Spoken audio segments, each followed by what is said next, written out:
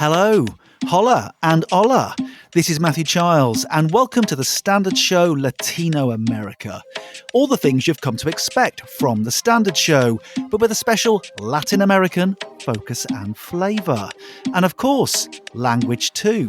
This episode on ISO 50001 and improving energy use is in Portuguese. Apresentamos The Standard Show Latino América, o podcast que traz as histórias por trás das normas. Les presentamos The Standard Show Latinoamérica, el podcast que trae las historias detrás de las normas. Oi, meu nome é Andrea Sanji e seja bem-vindo ao The Standard Show Latinoamérica, um podcast que traz tudo de bom do The Standard Show, mas com foco e sabor latino-americano.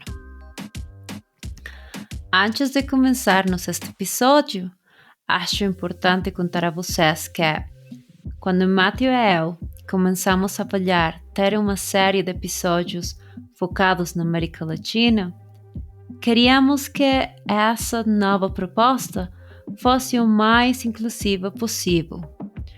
Conhecer histórias da região sem dar espaço ao Brasil é o grande número de pessoas que desenvolvem, implementam e impactam globalmente através da normalização não fazia sentido. Porém, também representa um desafio muito grande para a equipe. Ao longo deste episódio, você me ouvirá levar minhas habilidades em português ao limite.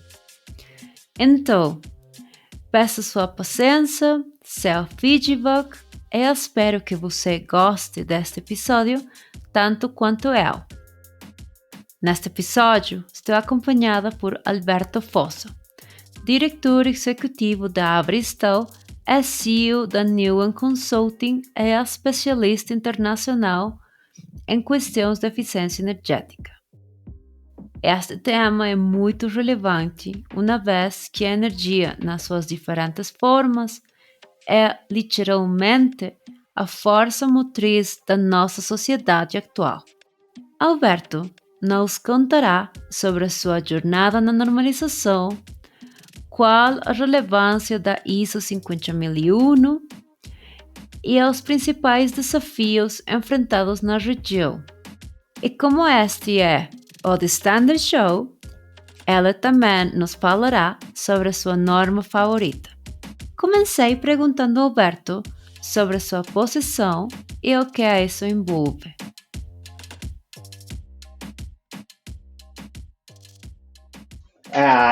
Eu contar um pouquinho sobre a minha função, eu tenho que considerar uma divisão de tarefas, porque eu não trabalho numa única organização.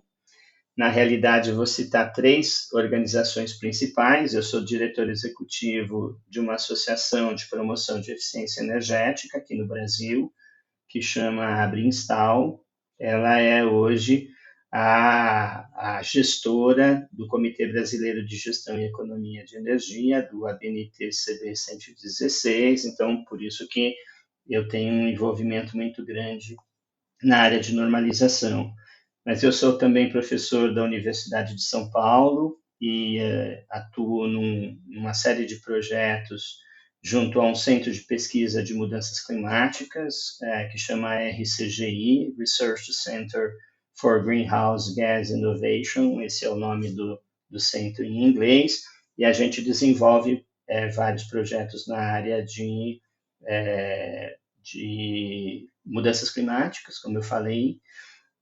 Particularmente, os projetos que eu coordeno estão vinculados também à normalização. A gente faz um projeto de advocacy, de recolhimento das vantagens do desenvolvimento dos projetos de normalização dentro do tema de mudanças climáticas.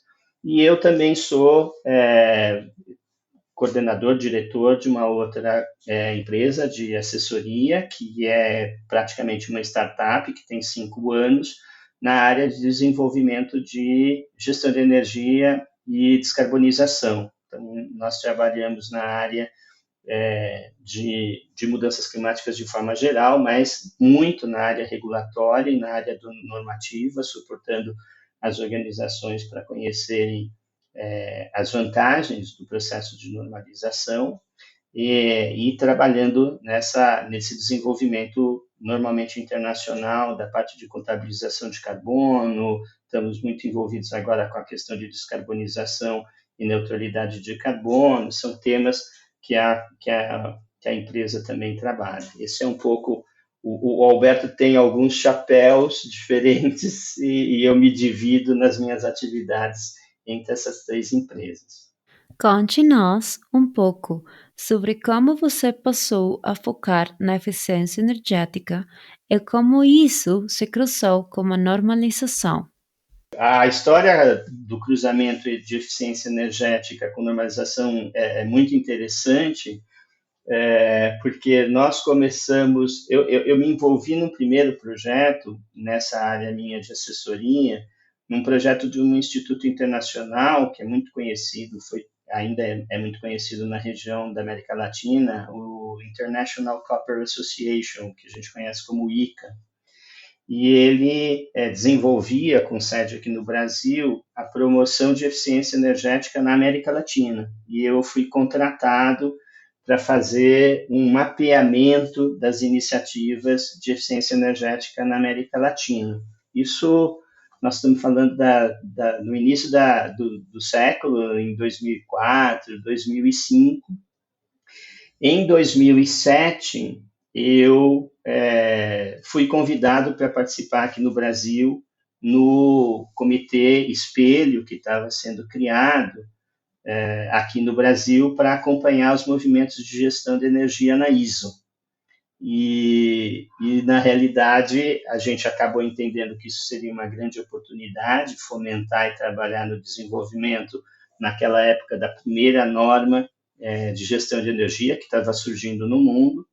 E eu comecei a representar o Brasil e acabei sendo indicado como coordenador aqui no Brasil do Comitê Espelho, que passou a acompanhar os trabalhos internacionais da ISO. Então, essa foi a minha conexão com o início, bem no comecinho, nós estávamos em 2007, foi quando a ISO 50001 começou a ser debatida no ambiente internacional. Como tem sido sua jornada de normalização até agora? Na realidade, a minha participação na normalização vinculada à eficiência energética começou, como eu falei, aí em 2006, 2007, mas o meu trabalho na área de normalização começa muito antes. Eu comecei a trabalhar em normalização na década de 80, lá por 1987, 88. Eu trabalhava numa empresa multinacional na área de alumínio, que é a Alcoa, é uma empresa americana bastante conhecida também, e eu trabalhava na área de engenharia e era responsável pela parte de produtos da empresa e fazia todo o acompanhamento na área de normalização. Então, nessa época, eu acompanhava muito a parte de normalização na área elétrica e na área de telecomunicações. Depois eu saí, fui trabalhar numa empresa minha, inicialmente minha, também trabalhando na área regulatória, e aí acabei indo mais para a área de energia e trabalhando muito com a área de petróleo e gás. Então, eu tenho uma bagagem bastante grande na área de normalização de petróleo e gás, indo até representar a América Latina em alguns fóruns lá americanos na National Fire Protection Association. Então, a minha história de normalização nasce lá na década de 80 e depois ela fica muito interessante quando eu realmente começo a trabalhar na ISO, no ambiente internacional, porque ela me propiciou estar acompanhando esses temas que estão na mídia e estão colocados para a gente o tempo inteiro, particularmente com relação às mudanças climáticas. E eu hoje tenho acompanhado, até por conta do trabalho lá na Universidade de São Paulo, vários comitês internacionais na área de combate às mudanças climáticas. Então, além de estar trabalhando lá com a questão de eficiência energética no TC301, eu também acompanho os movimentos de CCS, de Carbon Capture and Storage. A gente tem uma coordenação aqui no Brasil da parte de CCUS, de Carbon Capture Utilization and Storage. Eu sou coordenador de uma comissão específica aqui no Brasil sobre isso. E acompanho muito o trabalho do TC207, que é o Comitê de Meio Ambiente, particularmente na questão de gases de efeito estufa, no subcomitê 7. Então, eu tenho trabalhado esses temas vinculados à parte de mudanças climáticas de forma bastante intensa. É isso que me ocupa grande parte do meu tempo profissional. Então, tem sido muito grata a participação nesses processos de normalização desde que eu comecei.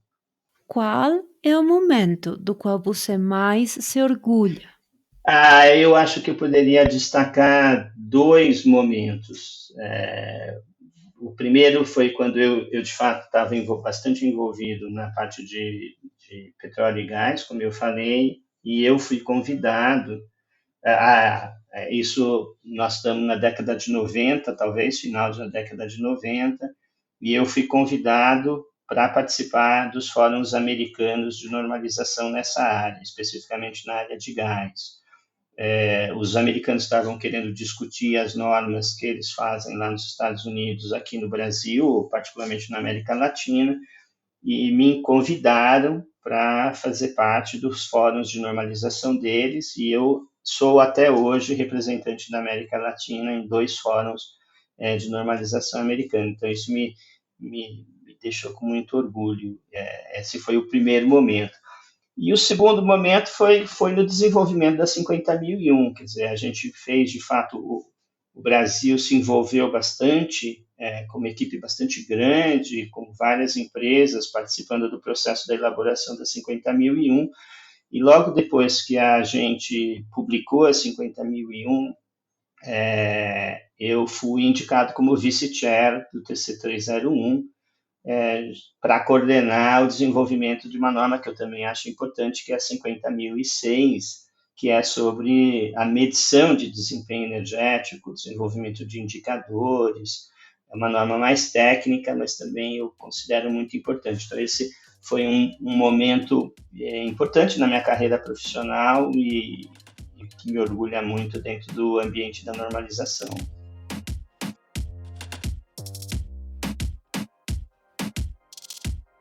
Conte-me sobre a ISO 50001 e por que ela é relevante.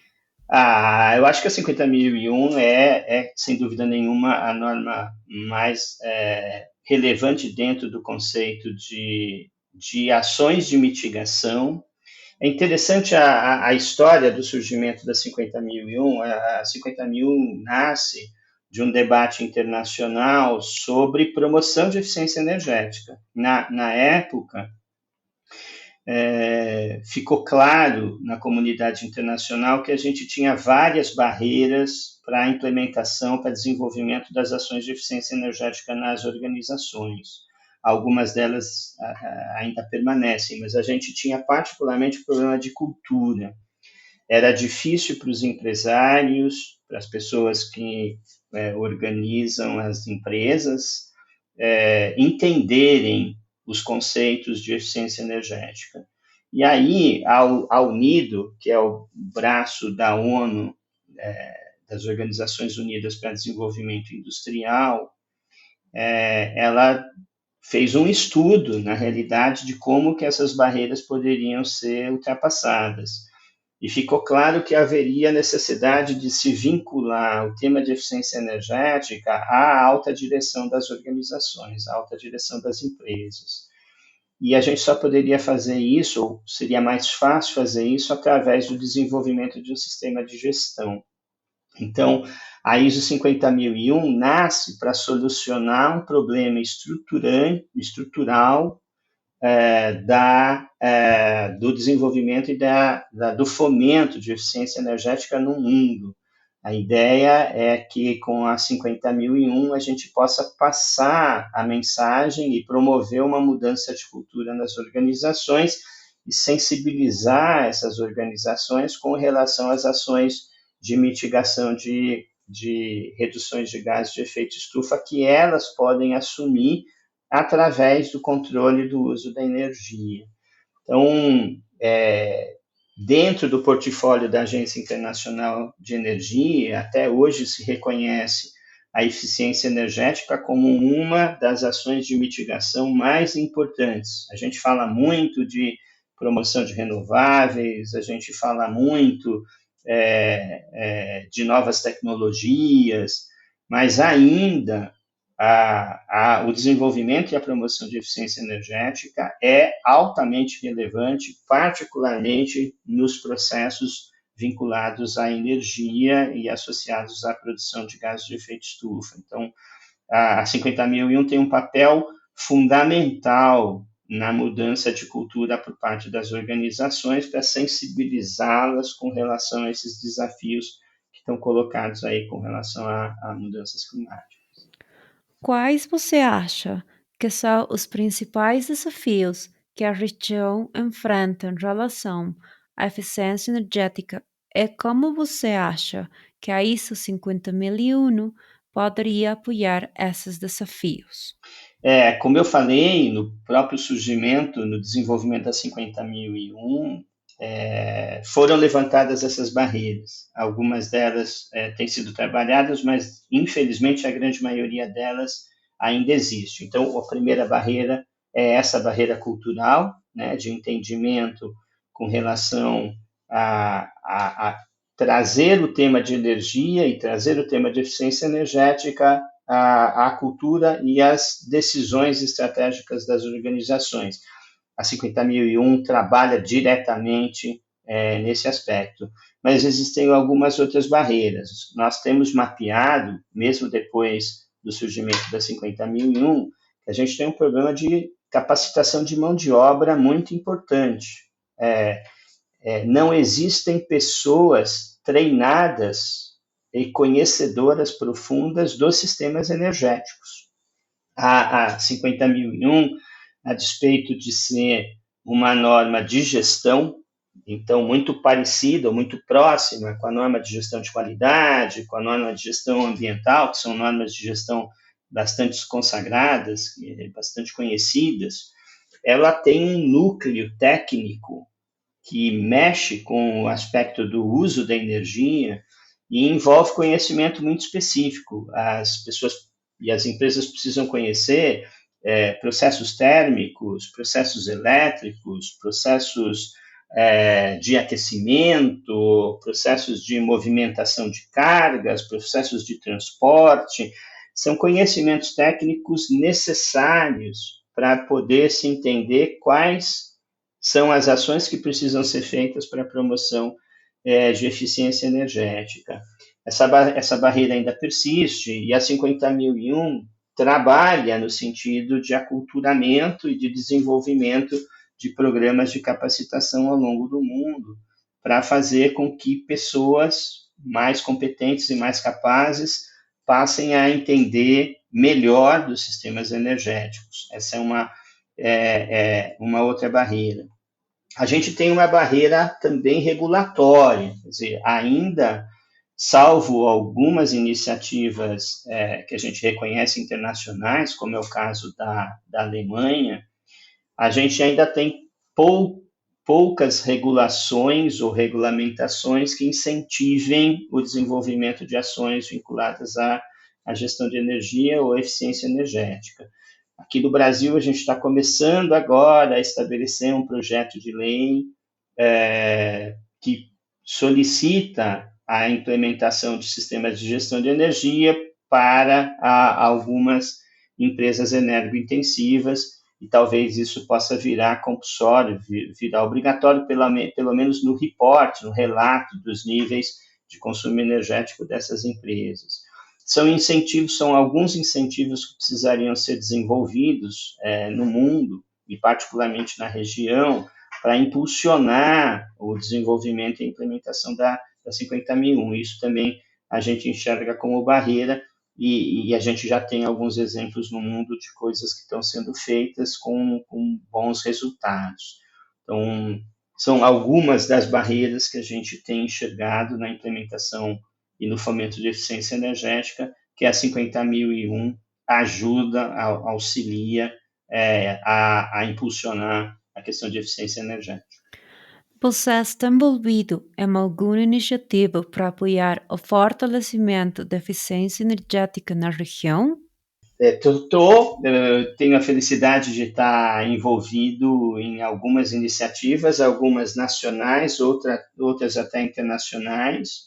A gente tem acompanhado um movimento de uma agência alemã, da GIZ, que tem atuado bastante em vários países na América Latina, com programas de promoção de eficiência energética. Eles têm um programa agora que chama Potencialize, que tem impulsionado e trabalhado um pouco nessas barreiras que nós estamos conversando, né? Na barreira de capacitação de mão de obra, na barreira de acesso a novas tecnologias, trabalhando também um pouco essa dimensão regulatória para dar importância e condições para desenvolvimento da eficiência energética. Então, esse é um programa, eu atuo não diretamente no desenvolvimento das ações, mas a gente atua num conjunto de especialistas que trocam ideias para fomentar o desenvolvimento do programa.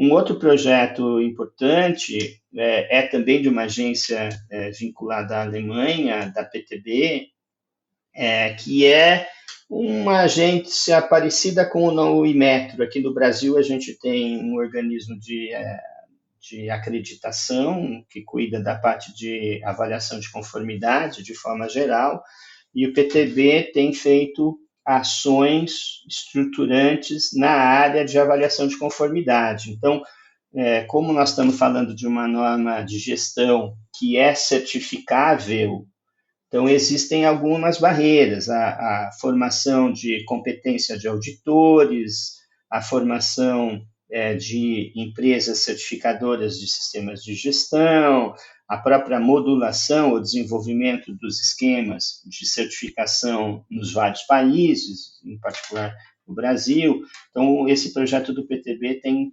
trabalhado essas dimensões. Nós estamos, na realidade, terminando um ciclo que durou 5 anos. A gente produziu alguns manuais na área de eficiência energética para edificações, no setor público. A gente trabalhou em alguns guias práticos para impulsionar e servir de material didático. Então, tem algumas iniciativas interessantes.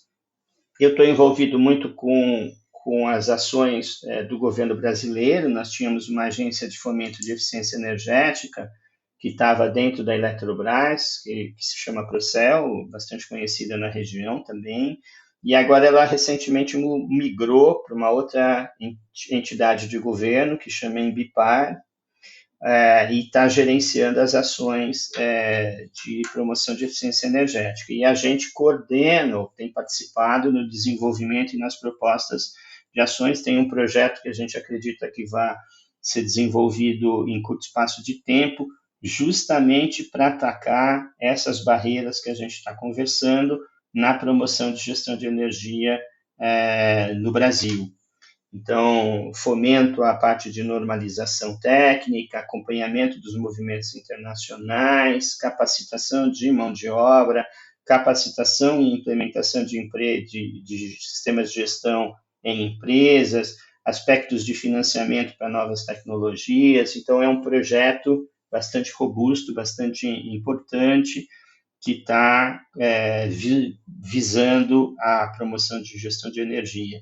E, por último, a própria Brinstal, a associação que eu sou diretor, ela ancora toda a parte de gestão do Comitê Brasileiro de Gestão e Economia de Energia. Então, a gente é responsável pelo desenvolvimento da normalização. A gente tem trabalhado no acompanhamento do movimento internacional, lá no TC301, mas a gente já tem desenvolvido algumas normas locais. Então, acabamos de terminar um primeiro documento sobre um guia de implementação de otimização de sistemas motrizes na área de ar comprimido. A gente já tem um novo estudo e um novo projeto de norma sendo feito para GHPs, para o setor comercial.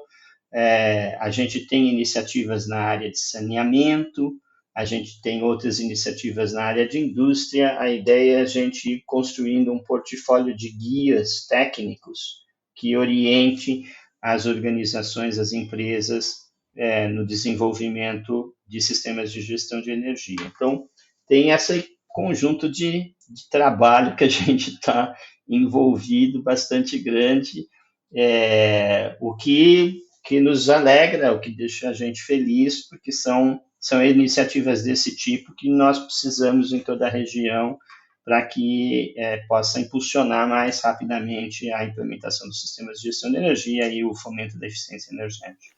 Você tem uma norma favorita? Qual elas? É por quê? Eu, na realidade, poderia indicar várias normas favoritas. Tem várias normas que fazem parte da minha história. A própria 50.006 que eu falei que eu coordenei o desenvolvimento, me deixou muito feliz. Nós estamos iniciando um trabalho agora na área de descarbonização. Está sendo elaborado um primeiro texto novo na área de descarbonização. Mas para responder diretamente a sua pergunta, a minha norma preferida é a 50.001, sem dúvida, porque ela é uma norma considerada muito relevante no mundo inteiro e tem potencial para se tornar uma das grandes referências normativas internacionais, históricas, muito parecida com a própria 9.001, a própria 14.001, dado o poder que ela tem de transformação das empresas rumo a essas rotas de descarbonização e neutralidade de carbono para as organizações. Então, ela é, no momento atual, a minha norma preferida. Agradeço a Alberto Fosso por conversar comigo no The Standard Show Latinoamérica. Esta entrevista destaca a importância do uso eficiente da energia para contribuir para o alcance dos Objetivos de Desenvolvimento Sustentável, bem como o papel fundamental que a norma ISO 50001 desempenha nesse processo. Para obter mais informação sobre esta norma ou sobre as guias técnicas de implementação, você pode encontrar os links correspondentes nas notas do episódio. Nessas notas, também encontrarão detalhes sobre nossas redes e outras formas de entrar em contato com The Standard Show Latinoamérica. Você ouviu The Standard Show Latinoamérica. Assine The Standard Show onde quer que você ouça seus podcasts. Estuviste escuchando The Standard Show Latinoamérica. Suscríbete a The Standard Show donde sea que escuches tus podcasts.